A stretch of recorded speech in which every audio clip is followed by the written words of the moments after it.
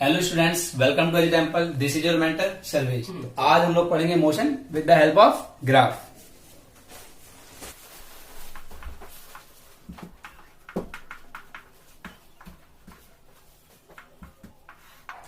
Motion को graph से कैसे रिप्रेजेंट करते हैं, इसमें हम सारी वो चीजें सीखेंगे। ठीक है बात।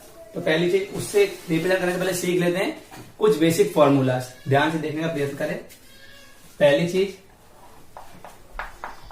डिस्टेंस, दूसरी चीज स्पीड, तीसरी चीज एक्सेलरेशन,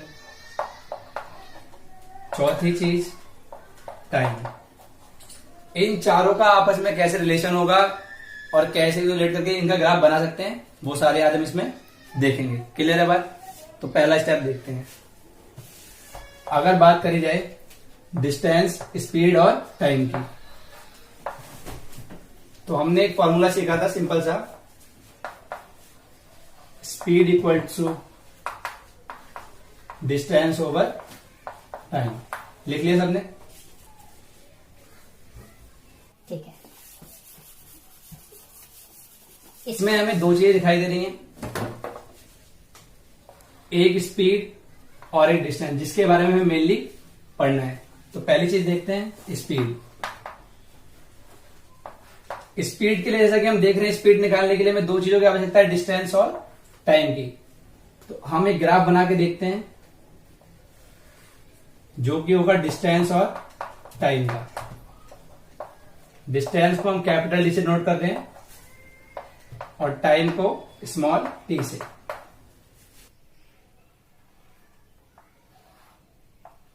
अगर हम देखें डिस्टेंस और टाइम का, हम लोग पहला ग्राफ देखने वाले हैं। क्लियर है बात? तो देखते हैं। अगर डिस्टेंस और टाइम का ग्राफ आता है स्ट्रेट लाइन, डिस्टेंस और टाइम का ग्राफ आता है स्ट्रेट लाइन, तो ये क्या रिप्रेजेंट करेगा? सबसे पहली बात देखते हैं हम इसे जानने के लिए स्लोप। क्या देखेंगे कि स्लोप क्या चीज होती है। क्लियर है जी?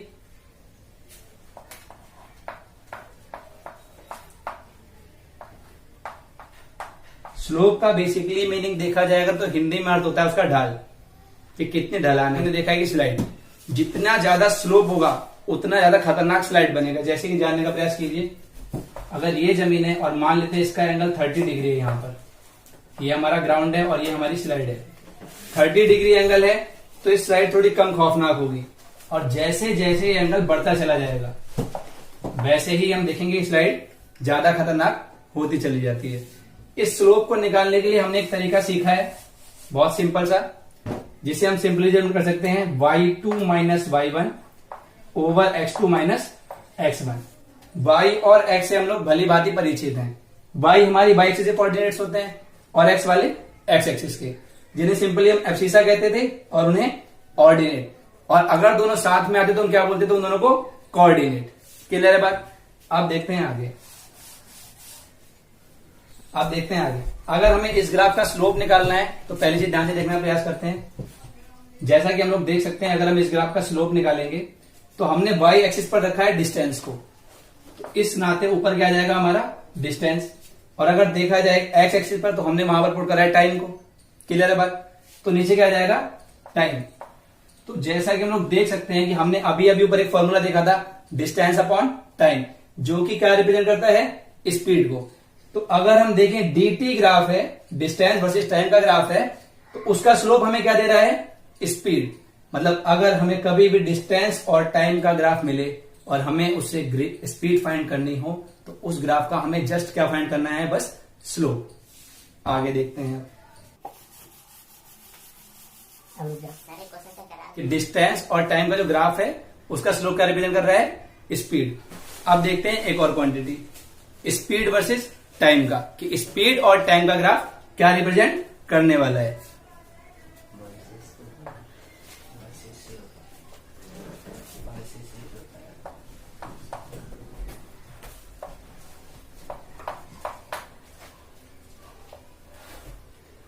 जैसा कि हम लोग देख रहे हैं, अगर हम इसका स्लोप निकालेंगे, फिर से देखते हैं y वाली एक्सिस में हमने क्या रखा है इस बार? स्पीड। तो ऊपर क्या आ जाएगा? स्पीड।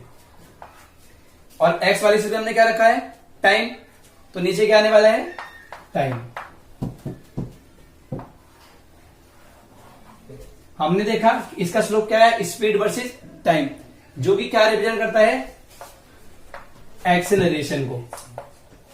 किसको रिप्रेजेंट करेगा, एक्सेलरेशन को। मतलब जब भी हमें स्पीड वर्सेस टाइम और वेलोसिटी वर्सेस टाइम का ग्राफ मिलेगा तो उसका स्लोप क्या रिप्रेजेंट करेगा, हमेशा एक्सेलरेशन। क्लियर है बात?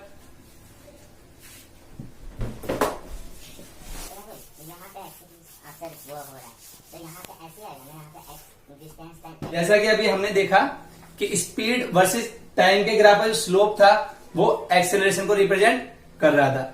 अब देखते हैं कि स्पीड वर्सेस टाइम का जो ग्राफ होगा उसका एरिया अंडर कर्व क्या रिप्रेजेंट करेगा।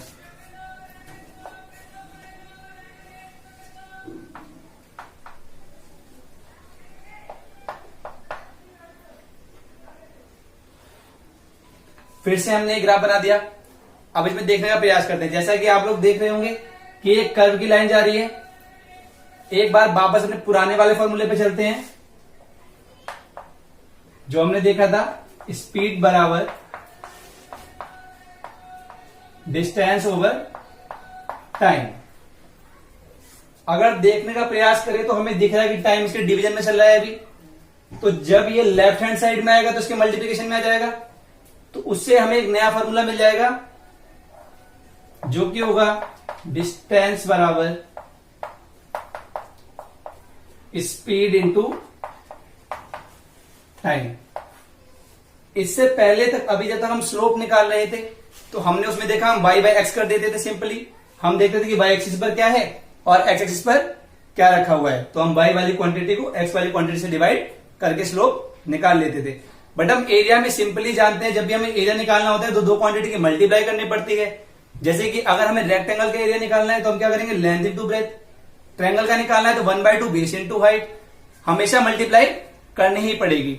तो जैसा कि हम देख रहे हैं, अगर हम स्पीड और टाइम की मल्टीप्लीकेशन कर दें, स्पीड और टाइम की मल्टीप्लीकेशन कर दें, तो जो मिलने वाली क्वांटिटी है वो कौन सी है, डिस्टेंस। इसका मतलब क्या हुआ कि अगर हम इस कर्व का एरिया निकालें जो इसके अंडर आ रहा है, अगर हम मान लेते हैं एक O पॉइंट है और ये A और ये B, तो अगर हम बात करें area O A B O, तो ये क्या रिप्रेजेंट करेगा, हमारा distance O A B O। और हम इसे आधा भी नहीं लिखेंगे, हम इतना लिख के छोड़ दें O A B, क्योंकि अगर हम लिखते हैं O A B तो ये शेप अभी कंप्लीट नहीं हुई। जैसा कि हम देख रहे हैं ये OA और AB, क्या ये अभी एक ट्रायंगल बना पूरा? नहीं। तो हम जहां से स्टार्ट करेंगे वहीं पे आके हमेशा फिनिश करेंगे to make it complete loop. Clear है बात? तो हमने क्या देखा, स्पीड वर्सेस टाइम का ग्राफ जो होगा, अगर हम उसका एरिया अंडर कर्व निकालें तो वो क्या रिप्रेजेंट करेगा, डिस्टेंस को। देख रहे हैं यहां पे लिखा डिस्टेंस, एरिया ऑफ OABO। तो ट्रायंगल के एरिया का फॉर्मूला हम सिंपली जानते हैं, 1/2 base into height. 1/2 base into height. हम यहां पर देख सकते हैं कि 1/2 हम बेस के लिए सिंपली क्या पुट कर देंगे, OA। ट्रायंगल का बेस यही तो है, OA। तो यहां लिख दिया हमने OA इंटू हाइट के लिए देखा जाए तो क्या वैल्यू देगी हमारी, AB। ये दिख रहा है हमें AB, तो यहां क्या पुट कर देंगे हम, AB। तो इस ट्रायंगल का एरिया फाइंड करने के बाद हम सिंपली निकाल सकते हैं कि किसी स्पीड से चलने वाले ऑब्जेक्ट ने इतने टाइम में कितना डिस्टेंस ट्रेवल करा है। अब हम अपना तीसरा ग्राफ देखते हैं, एक्सेलरेशन वर्सेस टाइम का।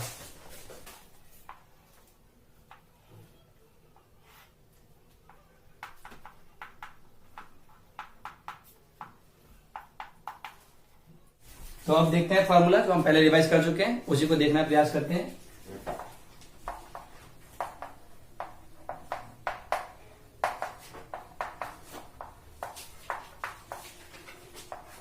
वेलोसिटी पर यूनिट टाइम, या फिर हम कई बार ये पढ़ते हैं कि change in velocity per unit time. तो जैसा कि हमें यहाँ पे दिखाई दे रहा है कि वेलोसिटी के डिवीजन में क्वांटिटी चल रही है जिसे हम क्या कह रहे हैं, टाइम। अब क्योंकि ये इधर डिवीजन में है और अगर हम इसको लेफ्ट साइड में लेके आते हैं तो ये मल्टीप्लीकेशन में आ जाएगी।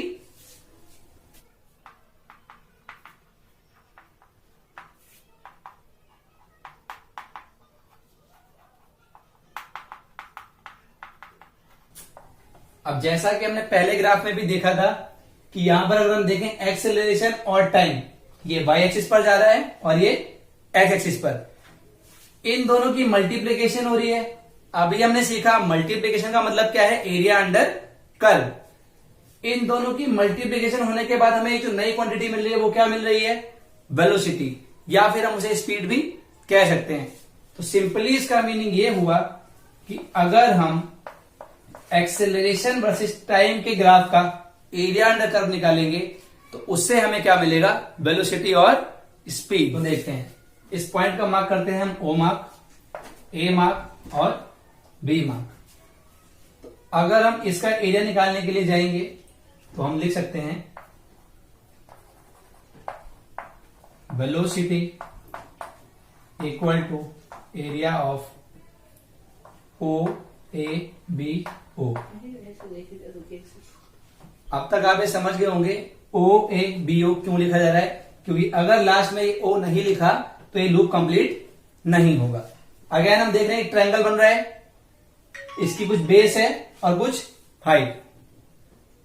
मजाक चल रहे हैं, सर नहीं आई वाली बात। पक्का ये बात नहीं, टीचर है, नोटिफिकेशन आती रहती है। हाँ लोग जी नोटिफिकेशन आ चुकी है जैसे कि आप देख रहे हैं। चालू करते, जैसा कि हम लोग तो जैसा कि हम देख रहे हैं एरिया OABO, तो ट्रायंगल के एरिया का फॉर्मूला होता है 1/2। इस ट्रायंगल की बेस है अगेन OA, तो हम लिखेंगे इंटू OA। अगेन इसकी हाइट कितनी है, AB इंटू AB। इससे हमें क्या मिल जाएगा, स्पीड और वेलोसिटी। इससे हमें मिल जाएगा स्पीड और वेलोसिटी। तो अब एक बार हम अपने तीनों ग्राफ को रिवाइज करने का प्रयास करते हैं। देखते हैं पहला,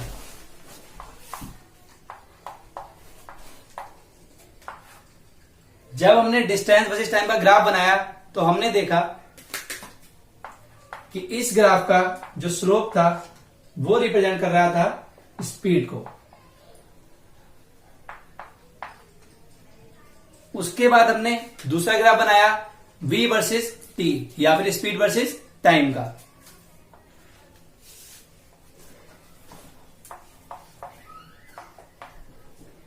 इसका स्लोप हमने जब देखा था तो इसका स्लोप रिप्रेजेंट कर रहा था एक्सेलरेशन को।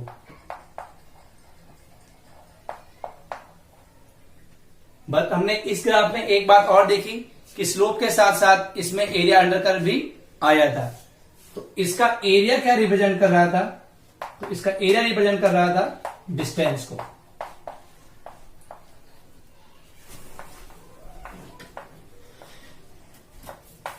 तीसरा ग्राफ देखा था हमने एक्सेलरेशन वर्सेस टाइम वाला।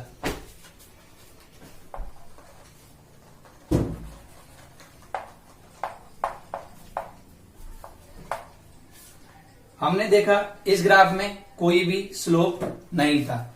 इस ग्राफ में हमने केवल एरिया अंडर कर्व पढ़ा है। इसका एरिया क्या रिप्रेजेंट कर रहा था, तो इसका एरिया रिप्रेजेंट कर रहा था स्पीड को और वेलोसिटी।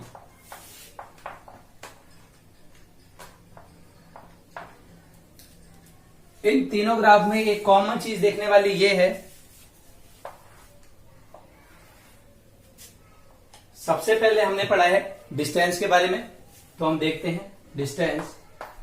उसके बाद हमने पढ़ा स्पीड के बारे में, तो देखते हैं स्पीड। उसके बाद हमने पढ़ा एक्सेलरेशन के बारे में, तो हम तीसरी क्या देखते हैं, एक्सेलरेशन। अगर इन तीनों चीजों को हम ऑर्डर वाइज लगाएं तो हमें एक ऑर्डर मिल जाएगा simply distance to speed, speed to acceleration. अगर हम अपना पहला वाला ग्राफ देखें डिस्टेंस वर्सेस टाइम का, तो डिस्टेंस वर्सेस टाइम का जो ग्राफ है उसका स्लोप हमें क्या दे रहा है, वेलोसिटी। मतलब जब भी हम d वर्सेस t ग्राफ का स्लोप निकालेंगे तो वो हमें क्या देगा, नेक्स्ट वाली क्वांटिटी। ऐसा ही हम देख सकते हैं अगले ग्राफ में भी v वर्सेस t वाले में। अगर हमने v वर्सेस t ग्राफ का स्लोप निकाला तो उसके स्लोप ने भी हमें क्या दी, अगली वाली क्वांटिटी, दैट इज एक्सेलरेशन। अगर हम बात करें स्पीड वर्सेस टाइम के ग्राफ के एरिया की, तो एरिया अगर देखा जाए तो इस ग्राफ का एरिया हमें क्या दे रहा है, इससे प्रीवियस वाली क्वांटिटी जो कि है डिस्टेंस। तो हम यहां दिखा देते हैं सिंबल से। सिंपली हम लास्ट वाले ग्राफ की बात करें अगर एक्सेलरेशन वर्सेस टाइम की, तो इसका जो एरिया है वो हमें दे रहा है स्पीड और वेलोसिटी, वो भी हमारी इससे पहले वाली क्वांटिटी है। नोटिस करने वाली बात सिंपली इसमें यह है कि जब कभी भी हम किसी ग्राफ का स्लोप निकालेंगे तो वो हमें यहां पर क्या दे रहा है, उससे नेक्स्ट वाली क्वांटिटी, और जब कभी भी हम एरिया अंडर कर्व निकालेंगे तो वो हमें क्या दे रहा है, उससे प्रीवियस वाली क्वांटिटी। जैसा कि आप लोग देख सकते हैं B to S to A, अगर निकाला स्लोप तो मिलेगा हमें नेक्स्ट वाली क्वांटिटी, अगर निकाला एरिया तो मिलेगी हमें प्रीवियस वाली क्वांटिटी। हम देख सकते हैं हमने कि डिस्टेंस वर्सेस टाइम के ग्राफ में कोई भी एरिया अंडर कर्व नहीं निकाला, क्योंकि इससे पहले कोई भी क्वांटिटी नहीं थी। सिमिलरली हम देख सकते हैं एक्सेलरेशन वर्सेस टाइम के ग्राफ में हमने कोई भी स्लोप नहीं निकाला, क्योंकि इसके आगे भी कोई क्वांटिटी नहीं थी। तो ये एक सिंपल तरीका है इन तीनों चीजों को रिलेट करके याद करने का।